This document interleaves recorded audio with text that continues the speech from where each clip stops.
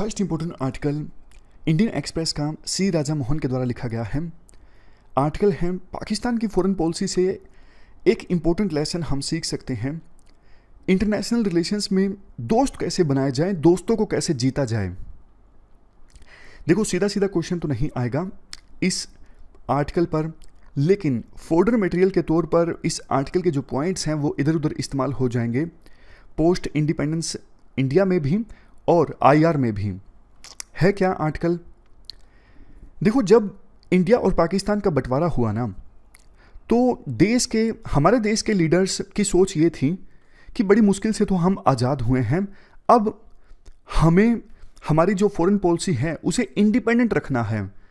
Strategic autonomy हमेशा India चाहता था कि हम दूसरों के इशारे पर काम करें, ये हमें बर्दाश्त नहीं आज़ादी के बाद, क्योंकि 200 सालों तक ब्रिटिशर्स ने हमारे देश के ऊपर राज किया, उन्होंने अपनी मनमानी की।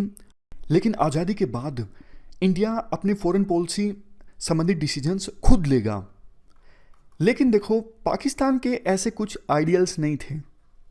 एक तरफ जहां इंडिया को किसी से खतरा नहीं था, लेकिन पाकिस्तान हमेशा से इनसिक्योर महसूस करता आया है इंडिया से, क्योंकि ये बात हमने पहले भी डिस्कस की थी।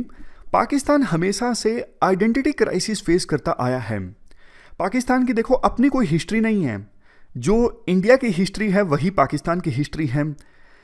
लेकिन पाकिस्तान अपनी हिस्ट्री को रिलेट करके देखता है मोहम्मद गोरी से, इन सब इन्वेडर्स से।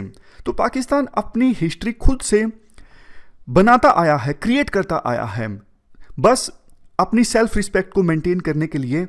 और मतलब कहने का ये है कि पाकिस्तान को ये लगता था कि हमारी जो आइडेंटिटी है ना वो इंडिया की आइडेंटिटी में कहीं समान आ जाए। अगर ऐसा हो गया तो पाकिस्तान की एग्जिस्टेंस पर खतरा हो जाएगा ना, ये पाकिस्तान को हमेशा लगता था। इस वजह से पाकिस्तान जो है उसने अलायंस बनाना स्टार्ट कर दिया, क्योंकि पाकिस्तान को इंडिया से डर लगता था। तो पाकिस्तान ने यूएसए के अलायंस को ज्वाइन कर लिया आज़ादी के बाद, ताकि यूएसए जो है वो पाकिस्तान की हेल्प कर सके इंडिया से। ऐसा देखने को मिला कब? 1950s में। 1950s में पाकिस्तान ने 2-3 अलायंसेस को ज्वाइन किया यूएसए इन्फ्लुएंस्ड वाले, जैसे South East Asia Treaty Organisation, Central Treaty Organisation. In 1950s में पाकिस्तान ने इन अलायंसेस को ज्वाइन किया था। इन अलायंसेस के ऊपर यूएसए का इन्फ्लुएंस था, और पाकिस्तान को जैसा हमने डिस्कस किया लगता था कि यूएसए पाकिस्तान की हेल्प करेगा इंडिया से बचने में, क्योंकि पाकिस्तान इनसिक्योर महसूस करता था इंडिया से। इंडिया को ऐसा कोई खतरा नहीं था, इंडिया इंडिपेंडेंट रहना चाहता था। लेकिन देखो अब मेन पॉइंट आएगा। देखो 1950s में 1960s में जब कोल्ड वार चल रहा था, तो ना चाइना में क्या था? चाइना में तो कम्युनिस्ट रूल था, और यही तो यूएसए की लड़ाई थी, कम्युनिज्म के खिलाफ लड़ना। यूएसए में क्या था? कैपिटलिज्म था। यूएसए ने क्या बनाया? नाटो। किसके अगेंस्ट? कम्युनिज्म के प्रभाव को रोकने के लिए। कम्युनिज्म का सबसे बड़ा कंट्री कौन था? यूएसएसआर, और दूसरे नंबर पे चाइना।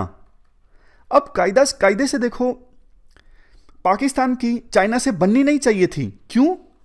क्योंकि पाकिस्तान के ऊपर यूएसए का इन्फ्लुएंस था और चाइना में कम्युनिज्म था, तो पाकिस्तान की कैसे बन सकती थी चाइना के अगेंस्ट।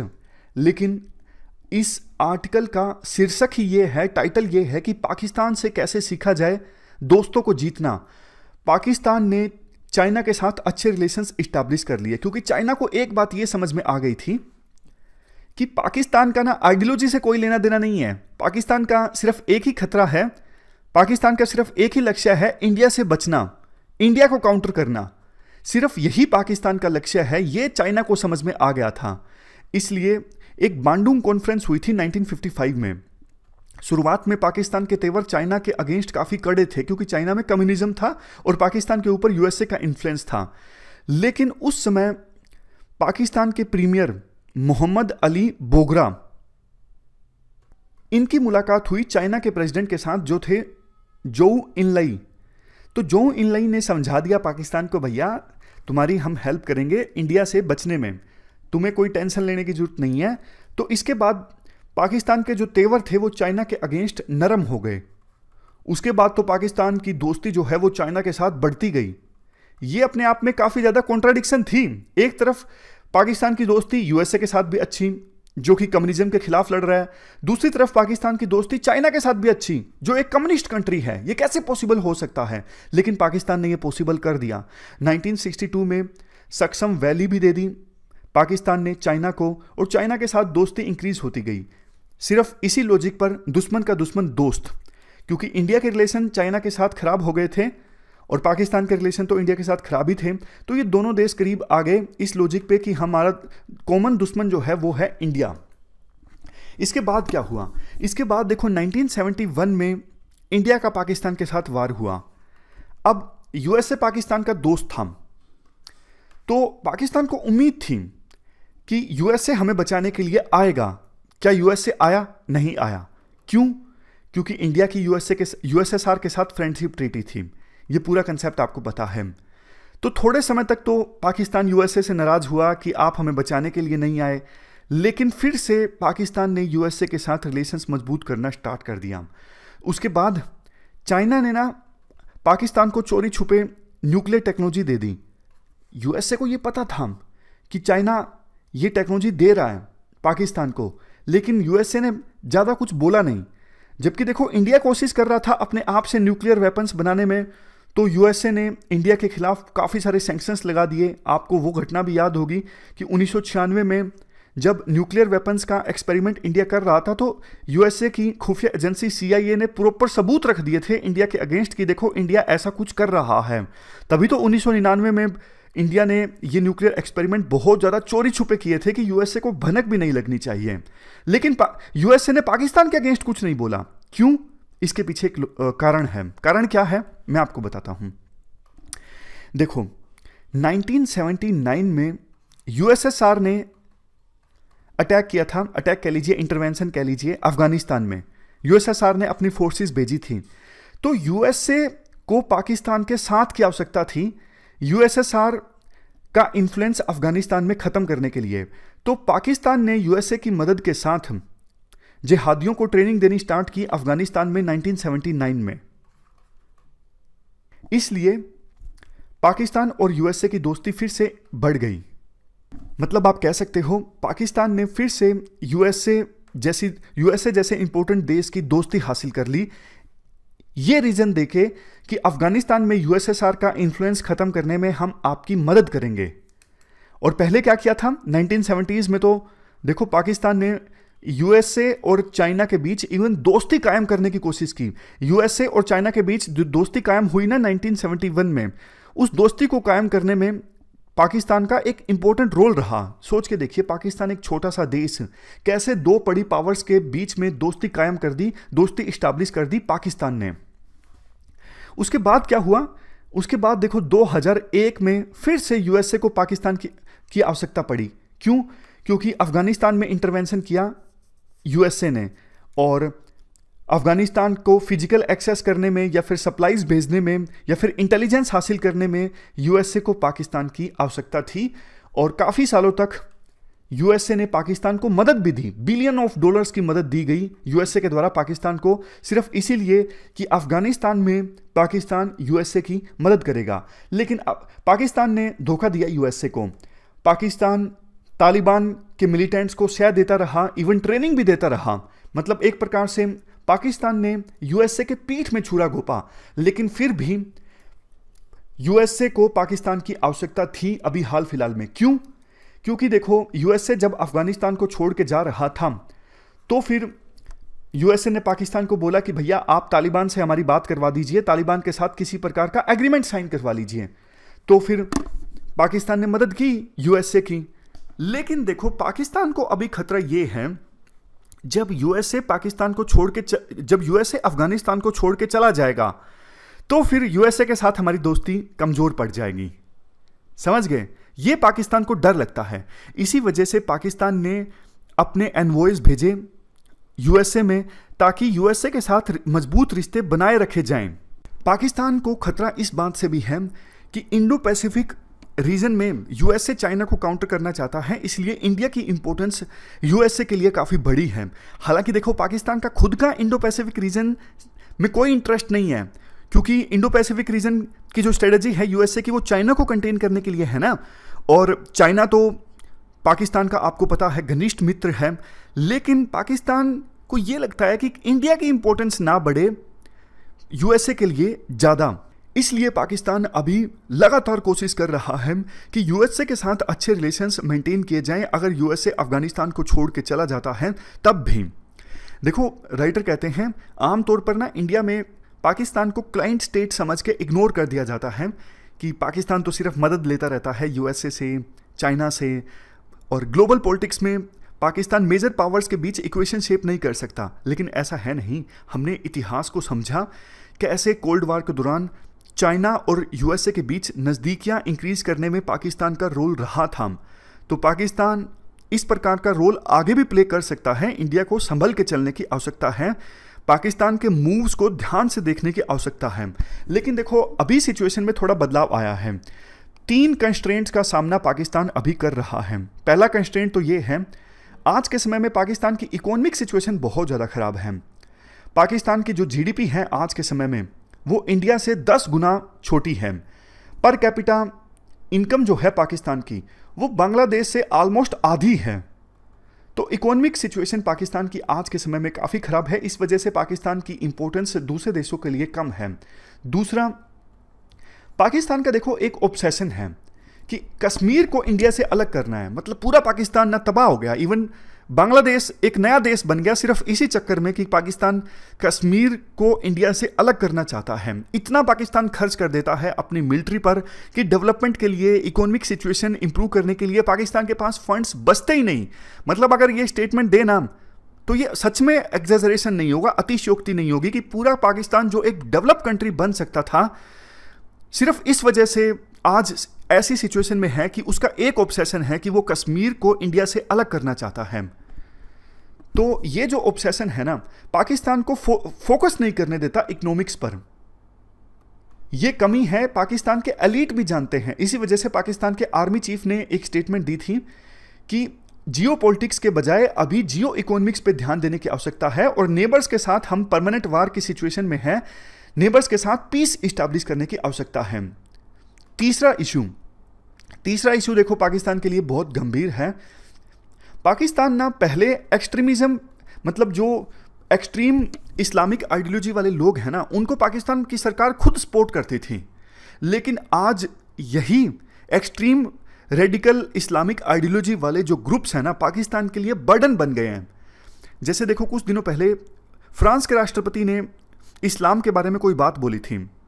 अब पाकिस्तान का एक ग्रुप है तहरीक-ए-लबैक, उसने विरोध स्टार्ट कर दिया कि आप जो फ्रांस के एम्बेसडर हैं पाकिस्तान में, उसको यहां से एक्सपेल कर दो, भेज दो।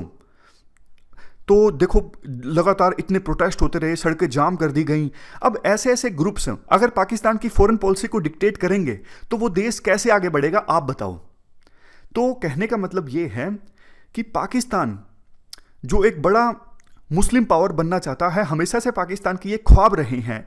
इस उद्देश्य के लिए पाकिस्तान ने रेडिकल आइडियोलॉजी वाले ग्रुप्स का पास्ट में समर्थन किया। अब यही जो रेडिकल आइडियोलॉजी वाले लोग जो है ना, पाकिस्तान के लिए सरदर्द बन गए हैं, पाकिस्तान के लिए बर्डन बन गए हैं। पाकिस्तान अपनी फॉरेन पॉलिसी जो है वो अच्छे से फॉर्मुलेट नहीं कर पाता इन्हीं रेडिकल इस्लामिक ग्रुप्स के कारण। तो ये हमने पूरा आर्टिकल समझा, कैसे पाकिस्तान की फॉरेन पॉलिसी से एक लेसन हम सीख सकते हैं। चलते हैं आगे। नेक्स्ट आर्टिकल महिलाओं के अगेंस्ट कास्ट बेस्ड वायलेंस से संबंधित है। आप जीएस पेपर 2 के इस टॉपिक से आर्टिकल को रिलेट कर सकते हो।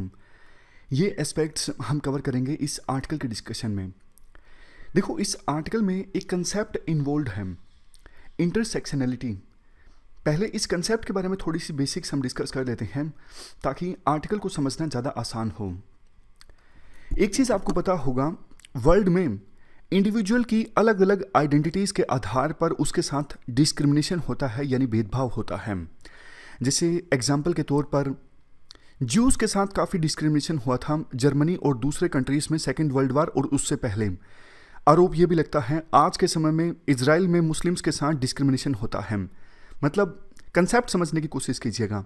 तो अलग अलग आइडेंटिटीज़ के आधार पर धर्म क्या है इंडिविजुअल का, एज क्या है, जेंडर क्या है, क्लास क्या है, कल्चर क्या है, क्या वो LGBT कम्युनिटी से है, क्या वो डिसेबल्ड है, इन आइडेंटिटीज़ के आधार पर वर्ल्ड में अलग अलग लोगों के साथ डिस्क्रिमिनेशन होता है। लेकिन अगर मान लीजिए 2-3 ऐसी आइडेंटिटीज़ कन्वर्ज हो जाती हैं तो क्या ऑपरेशन बढ़ता है। जैसे महिला होने के कारण ऑलरेडी डिस्क्रिमिनेशन होता है, उसके बाद उस महिला का धर्म भी ऐसा है जिसके उस धर्म के लोगों के साथ डिस्क्रिमिनेशन होता है। मतलब 2 ऐसी आइडेंटिटीज़ कन्वर्ज हो गई, जेंडर भी वुमन है और धर्म भी ऐसा है जिस धर्म के लोगों के साथ डिस्क्रिमिनेशन होता है। तो क्या डिस्क्रिमिनेशन और ज़्यादा बढ़ जाता है, क्या ऑपरेशन और ज़्यादा बढ़ जाता है? इसका आंसर है यस। कैसे ये सारी आइडेंटिटीज़ इंडिविजुअल के ऑपरेशन में रोल प्ले करती हैं, ये सब एक्सप्लेन किया गया था इंटरसेक्शनैलिटी के कंसेप्ट में। किसके द्वारा? किम्बरले क्रेनशॉ के द्वारा 1989 में। एग्जाम्पल के साथ किम्बरले बताती हैं, यूएसए में एक गरीब पर्सन जो गे भी है लेकिन वो वाइट है, तो उस पर्सन की 3 आइडेंटिटीज होगी। पहली आइडेंटिटी वो गरीब है, दूसरी आइडेंटिटी वो वाइट है और तीसरी आइडेंटिटी वो गे है। अब देखो यूएसए में वाइट्स के साथ तो डिस्क्रिमिनेशन होता नहीं है, वाइट्स तो प्रिविलेज्ड हैं, ब्लैक्स के साथ डिस्क्रिमिनेशन होता है, लेकिन गरीब व्यक्तियों के साथ डिस्क्रिमिनेशन होता है और गे के साथ भी डिस्क्रिमिनेशन होता है यूएसए में। तो बेशक वो वाइट है, प्रिविलेज्ड है, लेकिन बाकी 2 आइडेंटिटीज़ के कारण उसका ऑपरेशन होगा, उसके साथ डिस्क्रिमिनेशन होगा। तो एग्जाम्पल की सहायता से किम्बरले ने बताया कैसे दूसरी जो आइडेंटिटीज़ हैं वो रोल प्ले करती हैं कि इंडिविजुअल के साथ डिस्क्रिमिनेशन होगा या फिर नहीं होगा। एक और एग्जाम्पल देखिए, यूएसए का ही।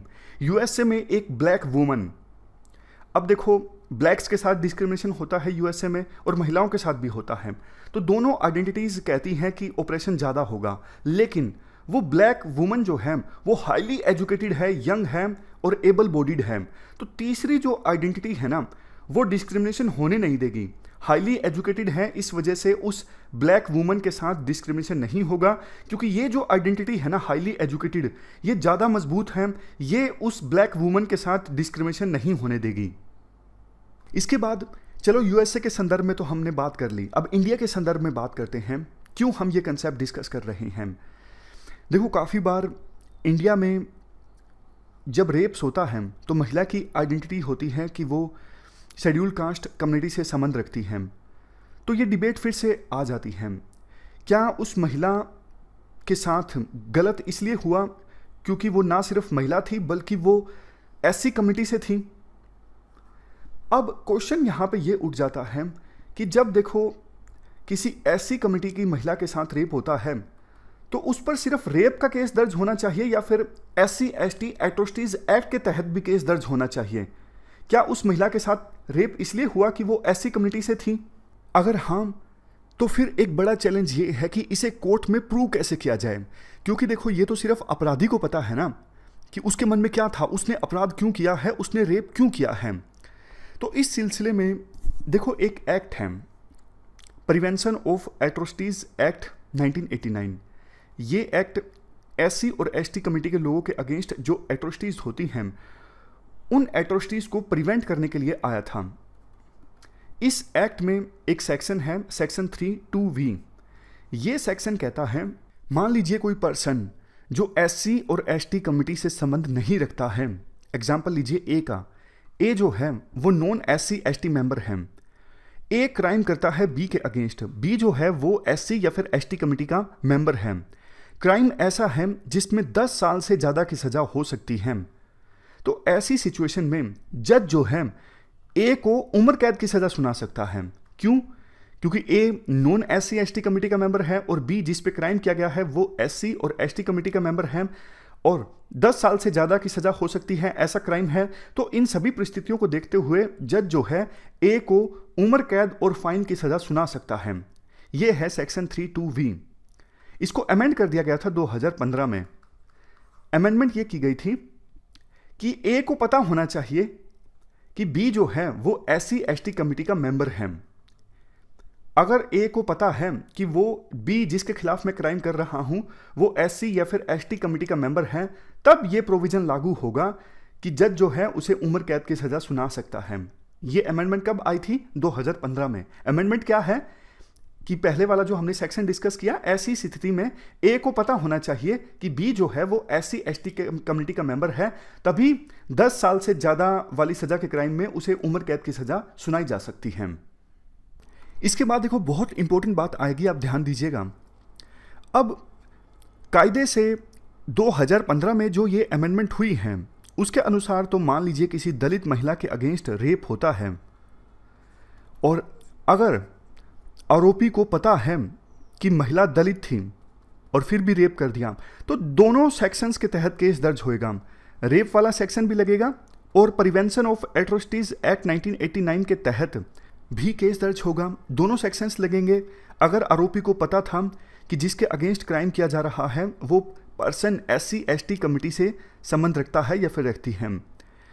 बट होता क्या है, काफ़ी सारी जजमेंट्स का हवाला दिया जाता है, जैसे 2006 की Ramdas and others versus state of Maharashtra, Dinesh alias Buddha versus state of Rajasthan. इतनी इंपॉर्टेंट जजमेंट्स नहीं है, लेकिन इन सभी जजमेंट्स का एसेंस यही है कि सुप्रीम कोर्ट जो है ऐसे मामलों में रेप के केस को तो अपहोल्ड कर लेती है, लेकिन प्रिवेंशन ऑफ एट्रोसिटीज एक्ट के तहत जो केस दर्ज होता है उसको स्ट्राइक डाउन कर दिया जाता है सुप्रीम कोर्ट के द्वारा, ये कहते हुए कि इस बात का कोई एविडेंस नहीं है कि अपराधी ने अपराध इसलिए किया है विक्टिम के अगेंस्ट कि वो एससी एसटी कमिटी से संबंध रखता है।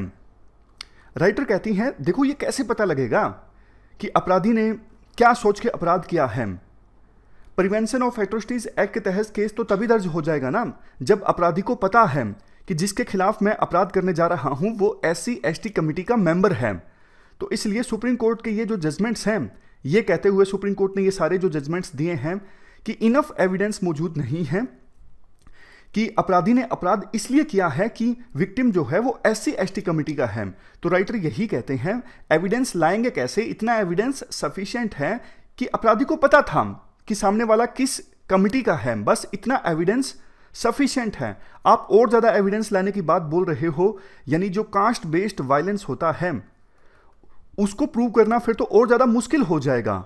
सुप्रीम कोर्ट को इस पर फिर से विचार करना चाहिए कि कास्ट बेस्ड वायलेंस यानी कास्ट के आधार पर जो वायलेंस होता है उसको आप कैसे रोकोगे अगर आप इस प्रकार से ज्यादा एविडेंस की मांग करोगे। तो ये पूरा आर्टिकल हमने डिस्कस किया कास्ट बेस्ड वायलेंस से संबंधित। चलते हैं आगे। इसके बाद नेक्स्ट आर्टिकल, सरकार ने फरवरी में जो नए आईटी रूल्स रिलीज किए थे उसके एक प्रोविजन से संबंधित हैं। आप जीएस पेपर 2 के इस टॉपिक से आर्टिकल को रिलेट कर सकते हो। बैकग्राउंड की अगर हम बात करें, सरकार ने फरवरी में information technology intermediary guidelines and digital media ethics code rules 2021 release किए थे।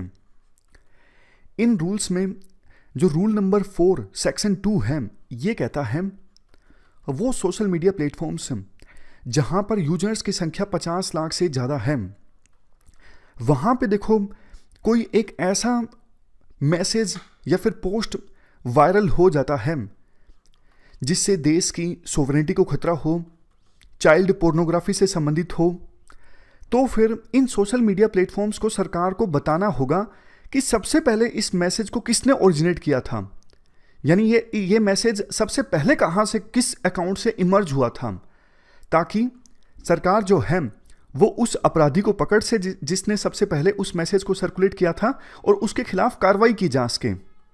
और अगर सोशल मीडिया प्लेटफॉर्म्स इस प्रोविजन को कंप्लाई नहीं करती हैं, मतलब वो सरकार को नहीं बताती हैं कि मैसेज सबसे पहले कहाँ से ओरिजिनेट हुआ, तो फिर सोशल मीडिया प्लेटफॉर्म के बारे में माना जाएगा कि वो भी कॉम्प्लिसिट है, मतलब जो इलीगल कंटेंट उस सोशल मीडिया प्लेटफॉर्म पर घूम रहा है उस कंटेंट के लिए वो सोशल मीडिया प्लेटफॉर्म भी रिस्पॉन्सिबल है, तो उस सोशल मीडिया प्लेटफॉर्म के खिलाफ भी कार्रवाई हो सकती है। ये भी प्रोविजन किया गया है इन रूल्स में। तो ये प्रोविजन देखो काफ़ी स्ट्रिक्ट है। अब इस प्रोविजन के अगेंस्ट व्हाट्सएप ने दिल्ली हाईकोर्ट में एक पिटीशन फाइल की है। व्हाट्सएप ने कहा है कि भैया हमारे यहाँ पे जो भी मैसेजेस का आदान प्रदान होता है ना, एंड टू एंड इंक्रिप्शन होता है, मतलब वो पर्सन जो मैसेज सेंड करता है सिर्फ उसको पता होता है क्या मैसेज सेंड हुआ है, और वो पर्सन जो मैसेज रिसीव करता है सिर्फ उसको पता होता है क्या मैसेज आया है। बीच में ये हमको भी नहीं पता होता कि मैसेज में है क्या, क्योंकि पूरी तरह से जो मैसेज होता है वो इनक्रिप्टेड होता है। तो ये अभी फिलहाल की सिचुएशन के हिसाब से हमारे लिए बताना मुश्किल होगा कि किसने मैसेज ओरिजिनेट किया है। इस सिचुएशन में अगर सरकार के नए रूल को माना जाता है कि हाँ आप बताओ मैसेज सबसे पहले कहाँ से ओरिजिनेट हुआ, तो देखो हमें अपनी इस end to end encryption policy को कमज़ोर करना पड़ेगा ना। अगर हम हमारी एंड टू एंड इंक्रिप्शन की पॉलिसी को कमज़ोर करते हैं तो फिर इंडिया की जो जनता है उनके प्राइवेसी राइट्स जो हैं वो वायलेट हो जाएंगे। तो ये पिटीशन फाइल की है व्हाट्सएप ने दिल्ली हाईकोर्ट में। इस पिटीशन के जवाब में सरकार ने भी एक प्रेस रिलीज जारी की। सरकार ने अपनी प्रेस रिलीज में कहा, देखो पहली तो बात, ये प्रोविज़न सबको नहीं फॉलो करना है। वो सोशल मीडिया प्लेटफॉर्म्स जहाँ पे 50 लाख से ज़्यादा यूजर्स हैं उनको फॉलो करना है।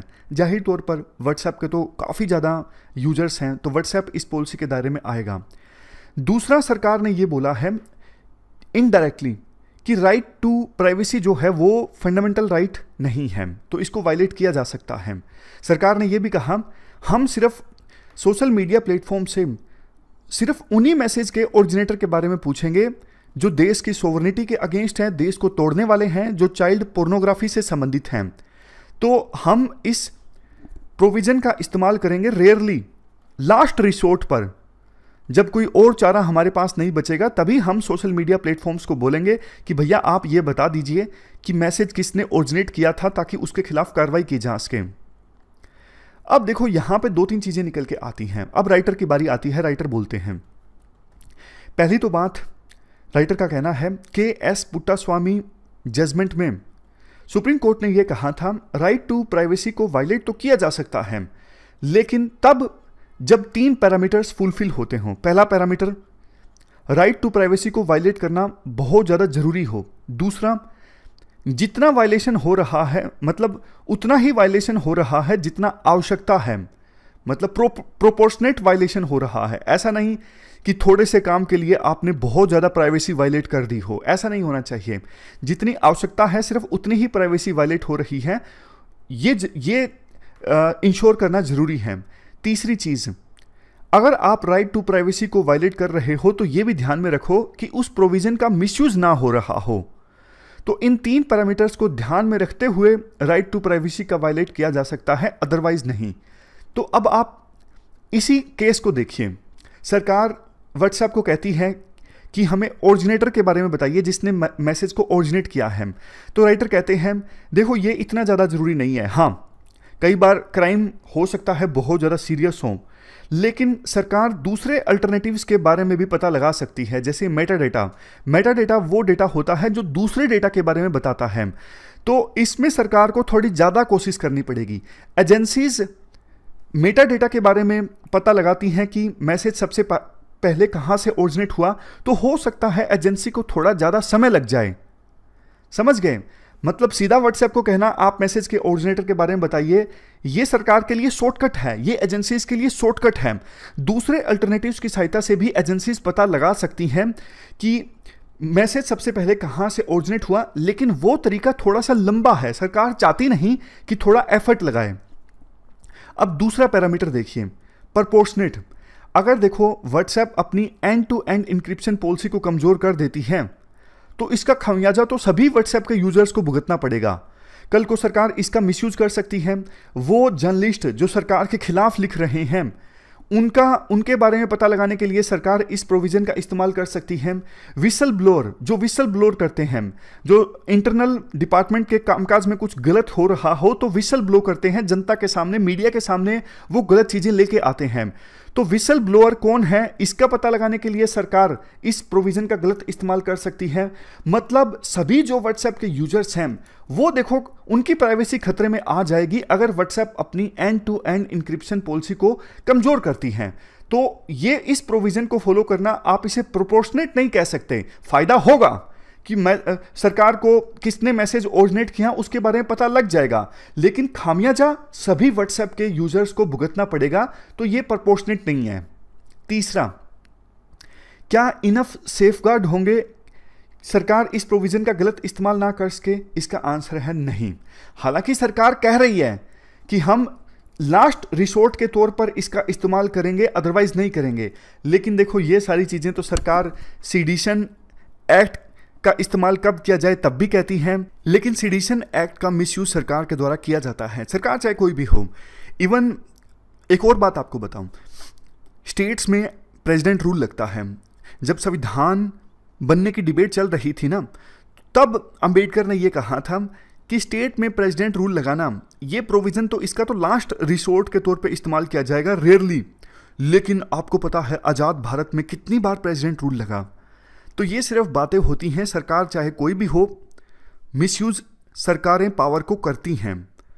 तो ये सारे आर्ग्यूमेंट्स देते हुए राइटर यही कहते हैं कि आईटी रूल्स में बेशक कुछ अच्छी चीज़ें हों, ये डिजिटल इकोसिस्टम जो है, व्हाट्सएप, फेसबुक जैसी कंपनीज जो हैं, वो तंग करती हैं यूजर्स को और यूजर्स के डेटा का भी गलत इस्तेमाल करती हैं। इन डिजिटल कंपनीज में काफ़ी कमी है, लेकिन देखो समाधान इनका ये नहीं है जो सरकार ने अभी किया है कि हाँ आपको बताना होगा मैसेज कहाँ से ओरिजिनेट हुआ। इसके लिए सरकार को कोई और अल्टरनेटिव खोजना चाहिए।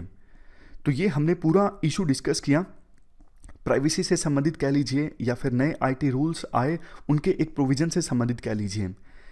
ये थी हमारी आज की डिस्कशन। आज हमने 3 इश्यूज को डिटेल से डिस्कस किया। Thank you very much for discussion.